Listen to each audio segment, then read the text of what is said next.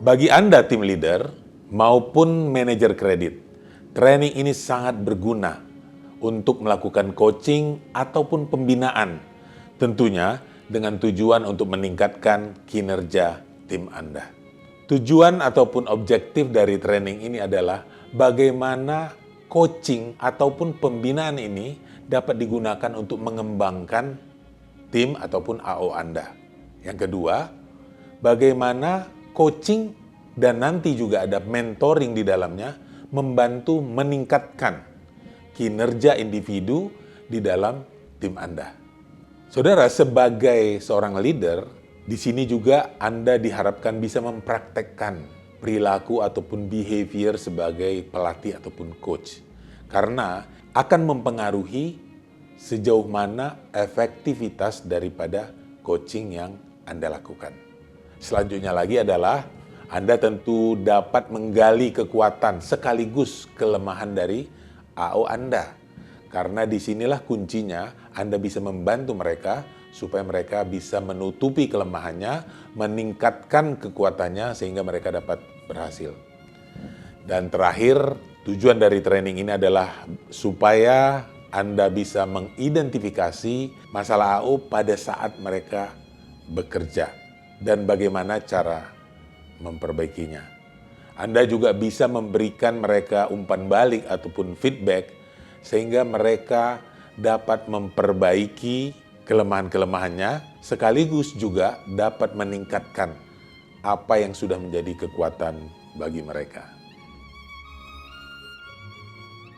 Di dalam proses coaching, sebenarnya poin-poin apa saja yang menjadi perhatian ataupun cakupan di dalam kita dalam proses coaching sehari-hari. Yang pertama adalah knowledge ataupun pengetahuan. Ini penting sebagai seorang AO karena apabila dia tidak memiliki knowledge yang cukup, baik product knowledge ataupun pengetahuan lainnya yang dibutuhkan, tentunya akan membuat AO ini lebih sulit untuk dapat berkembang. Yang kedua, skill. Sedikit berbeda dari knowledge, skill ini lebih kepada keterampilannya.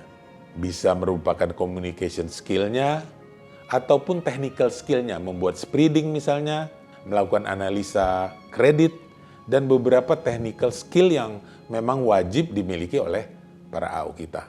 Selanjutnya kita memperhatikan persepsi, artinya pesan-pesan yang kita sampaikan sebagai coach ataupun sebagai pelatihnya itu dipersepsikan yang sama oleh tim kita. Artinya kita harus memiliki persepsi yang sama untuk sesuatu hal, sehingga tidak terjadi mispersepsi antara kita sebagai leader ataupun dari perusahaan dengan para AO kita, sehingga mereka dapat melaksanakannya tentunya dengan benar sesuai dengan tujuan dari tim kita. Kita juga memperhatikan attitude. Attitude adalah sikap atau perilaku yang ada di dalam diri seseorang yang belum tentu terlihat dari luar. Mencakup hal-hal seperti integritas ataupun kejujuran, tanggung jawab, inisiatif ataupun kreativitas. Selanjutnya yang perlu kita perhatikan adalah behavior. Behavior ini disebut adalah satu perilaku ataupun tindakan yang dilakukan berulang-ulang menjadi satu kebiasaan dari seseorang. Seperti orang yang ramah, orang yang sopan, yang bisa langsung kita amati ketika seseorang itu berinteraksi dengan orang lain. Selanjutnya kita memperhatikan motivasi, saudara. Motivasi ini adalah sangat penting sekali karena apabila tim kita ataupun AO kita itu tidak memiliki motivasi yang baik, maka bisa dipastikan kinerjanya pun tidak akan baik. Oleh karena itu, kita harus melihat level ataupun tingkat motivasi dari masing-masing individu. Dan di sini juga akan kita perbaiki melalui proses coaching. Selanjutnya lagi adalah kita bisa menemukan kekuatan, termasuk juga kelemahan dari AO kita. Hal-hal yang sudah baik atau sudah kuat di dalam dirinya, kita tingkatkan, kita pertahankan, dan kalau bisa kita tingkatkan. Tetapi apa yang menjadi weakness ataupun kelemahannya dapat kita perbaiki. Dan perlu kita ingat, saudara-saudara sekalian, bahwa di dalam proses coaching,